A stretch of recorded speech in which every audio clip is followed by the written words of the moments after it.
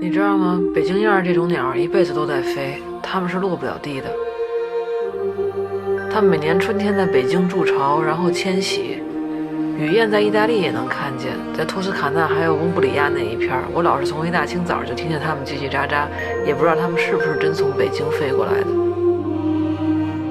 我记得小时候我们家屋檐下边也有这种燕子筑巢，每年都有，但有一年它们飞走了，就再也没回来。